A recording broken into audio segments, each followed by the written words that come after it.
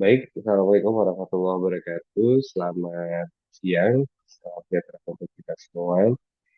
Eh, Puji syukur mari kita panjatkan kepada Allah Subhanahu wa Ta'ala, Yang Maha Kuasa, di mana pada kesempatan kali ini saya akan bersama-sama di dalam satu semester ini untuk mengampu mata kuliah audit sistem informasi.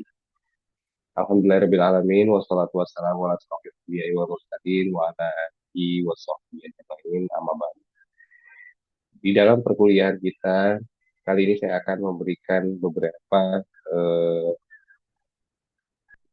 tambahan informasi kepada seluruh mahasiswa-mahasiswi yang eh, masuk ke dalam mata kuliah audit sistem informasi.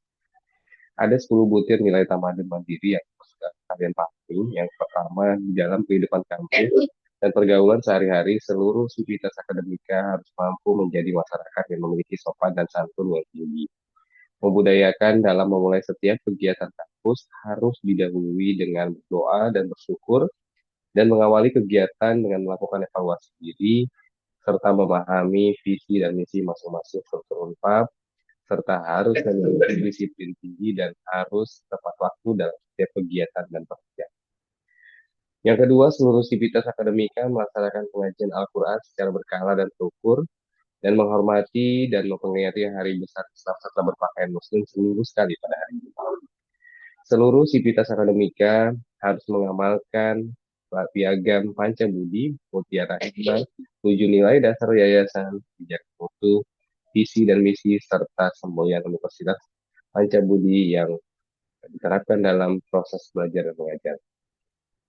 Yang keempat, seluruh sivitas akademika mengamalkan kampus bersih, asri, dan lestari yang didasarkan atas pemahaman tentang budaya peradaban bersih dan budaya peradaban hemat energi. Kelima, seluruh sivitas akademika dalam melakukan pekerjaan dan pelayanan wajib melakukan service excellent, 3S, senyum, sapa, dan salam, serta wajib melaksanakan etika berkomunikasi yang baik antara pegawai, mahasiswa, dosen, dan pimpinan. Keenam, Universitas Pembangunan Pancabudi memiliki warna-warna kebesaran antara lain putih, kuning, biru, coklat, hijau, merah, dan ungu.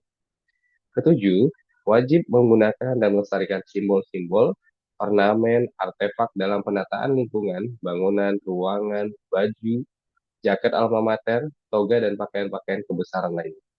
Serta plakat cindera hati Universitas Pembangunan Pancabudi yang berlandaskan kepada budaya kearifan lokal serta memiliki nafas dan warna keislaman.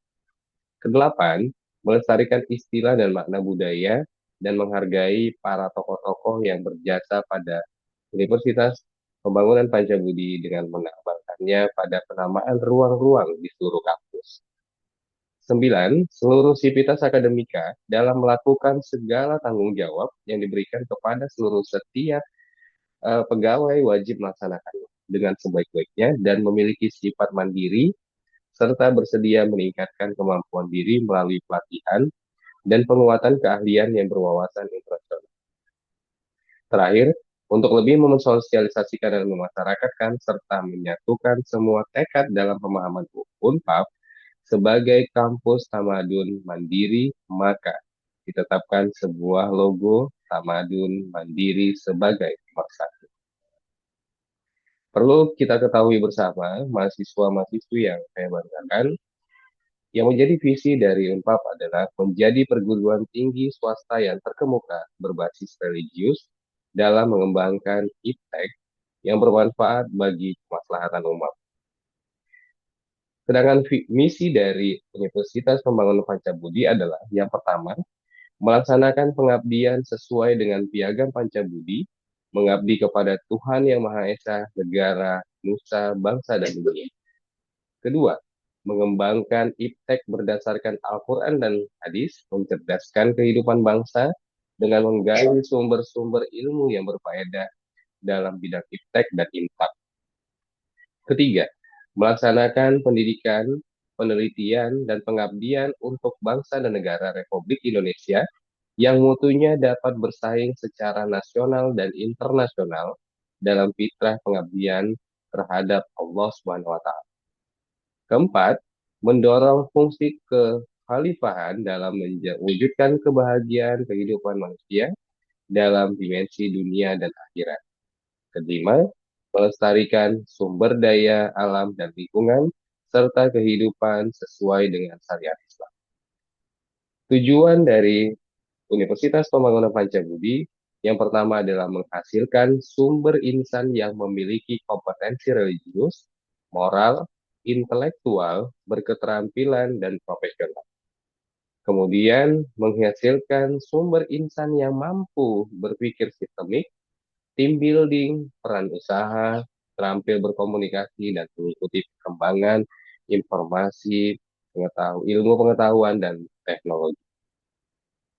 Ada 7 nilai dasar yayasan.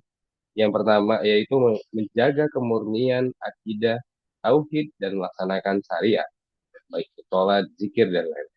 Yang kedua, bersyukur, bersukacita, dan tidak mengeluh. Ketiga, rendah hati, sederhana, jujur apa adanya, memaafkan dan tidak maaf. Keempat, berpikir positif, berprasangka baik, dan tidak bergunjing. Kelima, berbuat baik, mengubah dan refleks. Keenam, berempati dan memberikan solusi, bukan mengkritik dan mencela. Ketujuh, patuh kepada pemimpin dan mentaati peraturan. Budaya peradaban bersih dan budaya peradaban hemat energi akan menjadi penting dalam mewujudkan keberlanjutan di muka bumi ini. Adapun yang menjadi materi kita di dalam perkuliahan, ya, perkuliahan kita selama 1 semester ini, yang pertama, mungkin kalian bisa lihat di slide, kata share screen.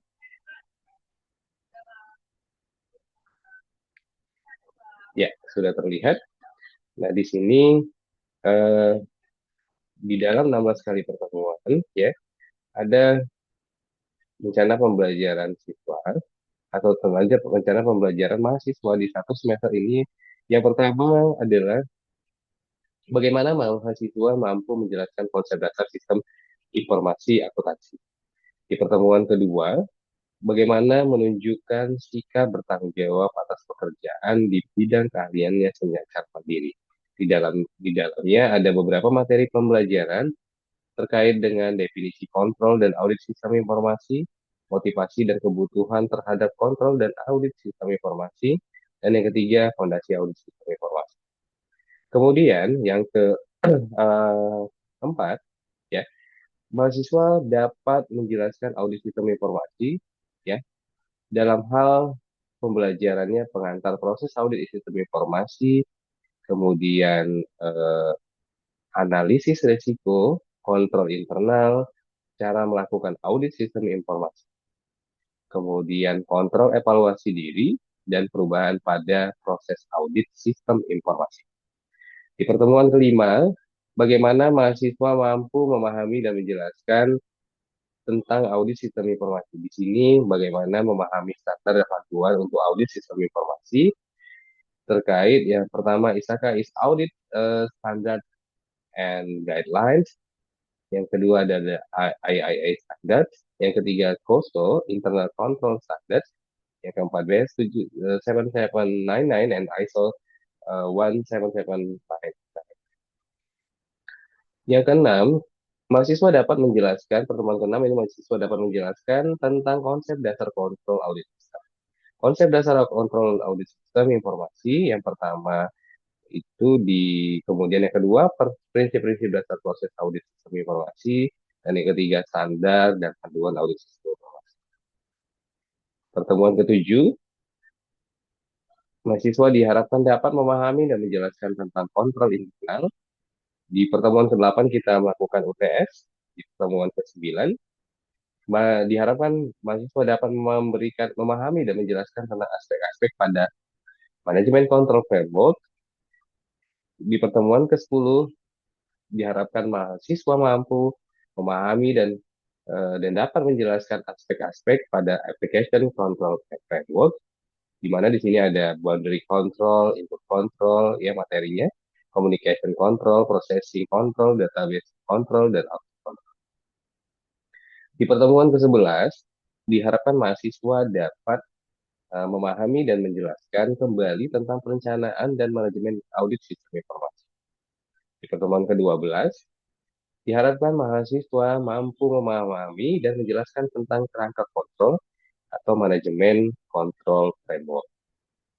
Di pertemuan ke-13, materi yang akan didiskusikan adalah karakteristik studi kasus, cakupan audit sistem informasi, perangkat atau tools, dan metode audit sistem informasi.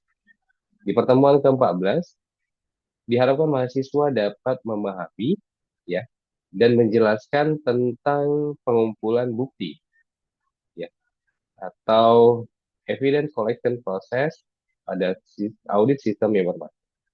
Di pertemuan ke-15, diharapkan mahasiswa mampu dan memahami serta menjelaskan proses evaluasi bukti atau evidence evaluation process pada audit sistem informasi, di mana di sana materi pembelajaran adalah pada pertemuan ke-15, evaluating asset safeguarding and data integrity. Nah, yang kemudian yang kedua, evaluating system effectiveness, dan yang ketiga, evaluating system efficiency.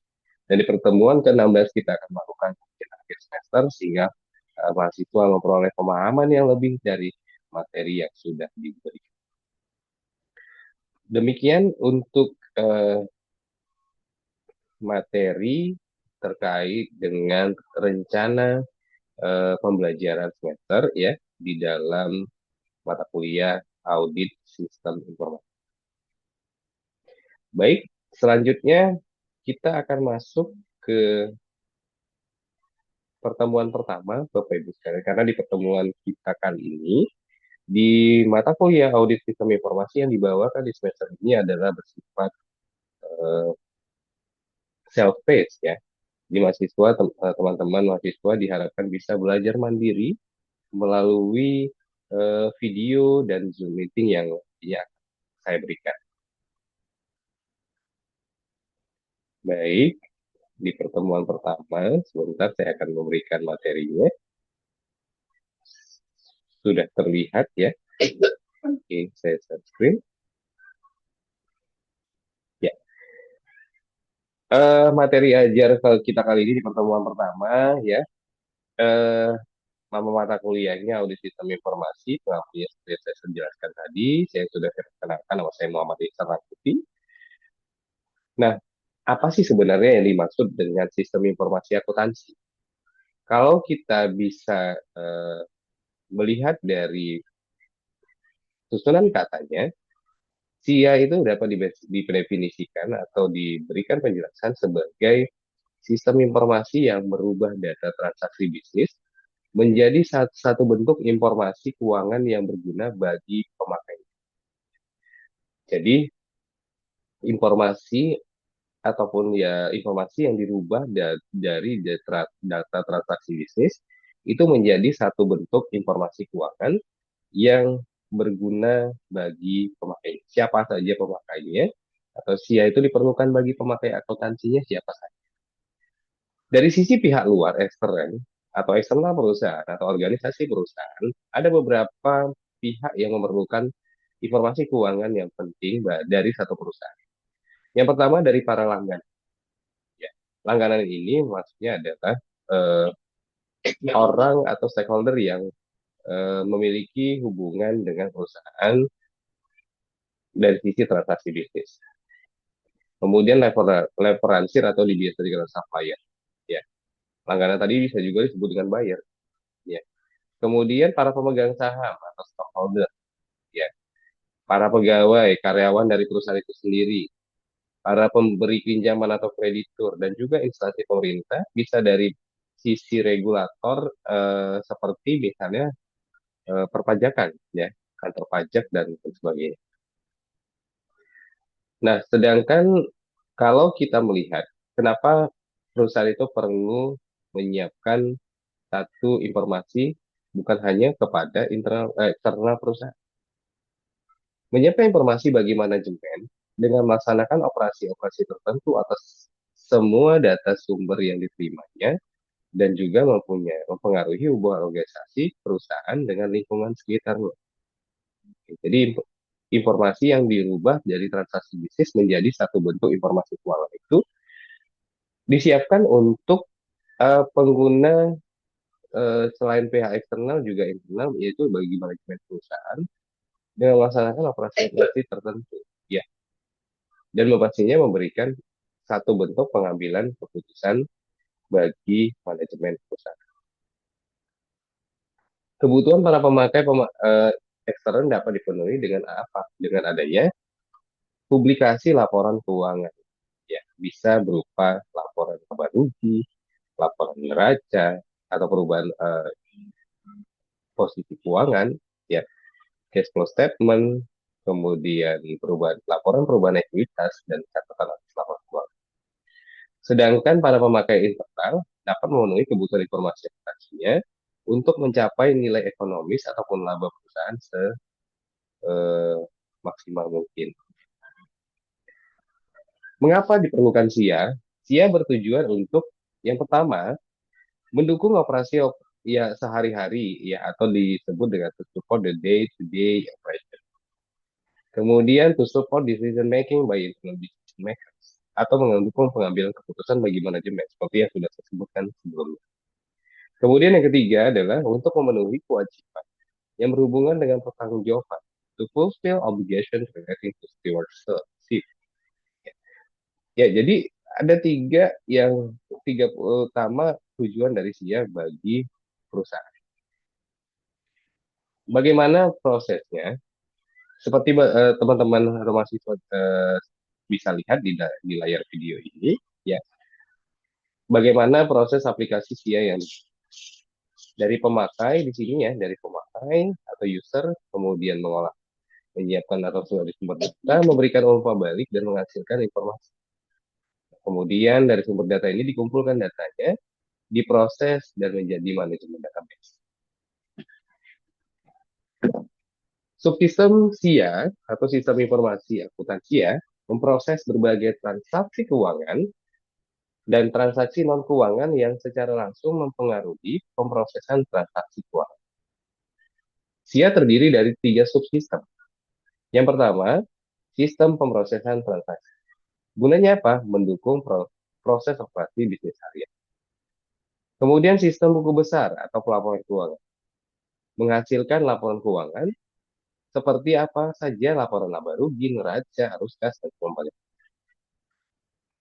Sistem informasi akuntansi berfungsi untuk mengklasifikasi, memproses, menganalisis, dan mengkomunikasikan informasi keuangan. Sedangkan sistem informasi manajemen berfungsi untuk mengklasifikasi, memproses, menganalisa, dan mengkomunikasikan semua tipe informasi. Baik, di sesi ini saya akan juga menyampaikan terkait dengan bagian sistem informasi,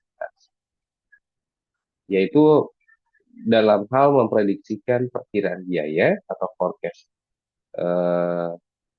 cost-nya dan perkiraan atau akun pendapatan yang dapat atau yang akan didapat atau diperoleh dari produk yang baru dihasilkan atau baru diproduksi.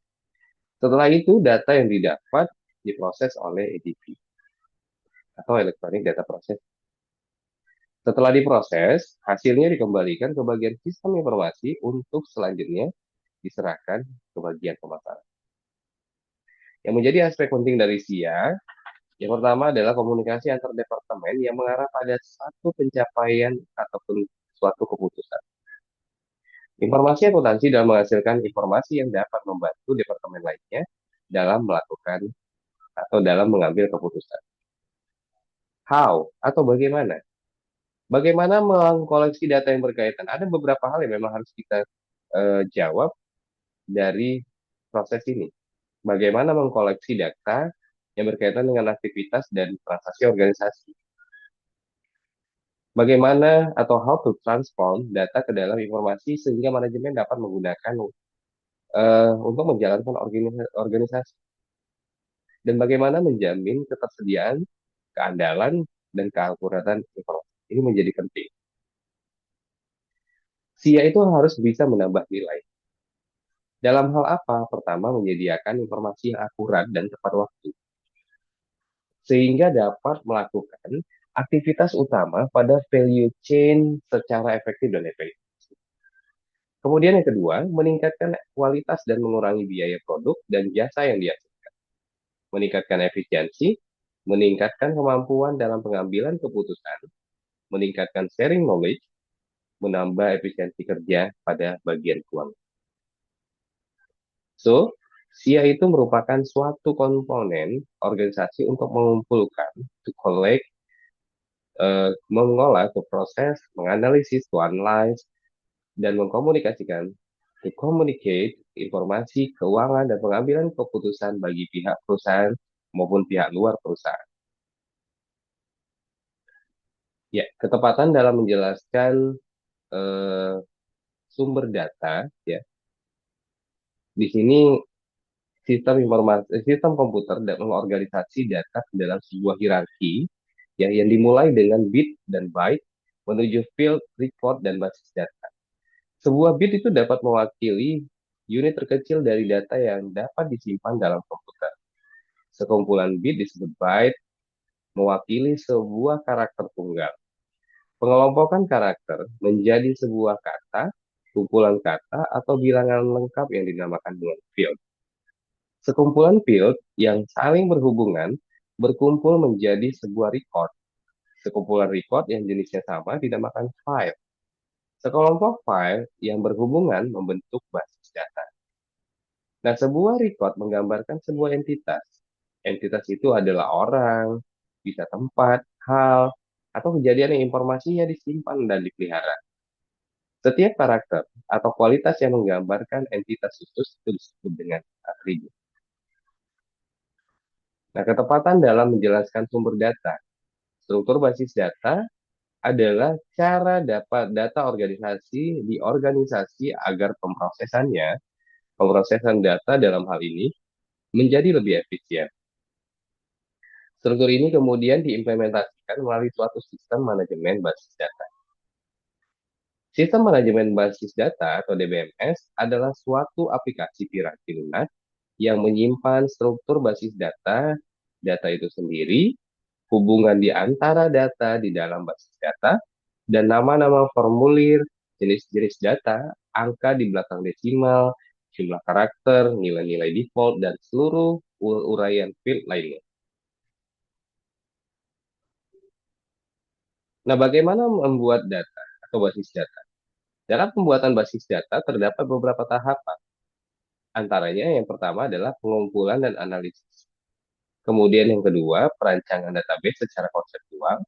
Dan yang ketiga, proses desain database. Dan di masing-masing perancangan atau proses ini, seperti proses desain database, eh, langkah-langkahnya adalah yang pertama, pengumpulan data dan analisa requirement, desain basis dan data konseptual, pemilihan DBMS, mapping dari konseptual ke logical, physical design, implementasi. Nah, bagaimana dengan data mining atau yang disebut apa sih sebenarnya yang disebut dengan atau dimaksud dengan data mining? Data mining ini adalah istilah yang digunakan untuk mendeskripsikan penemuan atau mining pengetahuan dari sejumlah besar data, yang termasuk data mining antara lain knowledge extraction, pattern analysis, data archaeology, information harvesting, pattern searching, dan data strategy. Gimana melakukan atau proses data mining? Itu terdiri dari beberapa step. Yang pertama terkait dengan pemahaman bisnis, pemahaman data, persiapan data, pembangunan model, testing dan evaluasi serta deployment. Metodenya ada melakukan dengan cara klasifikasi, decision tree, cluster analysis untuk data mining, dan association for mining.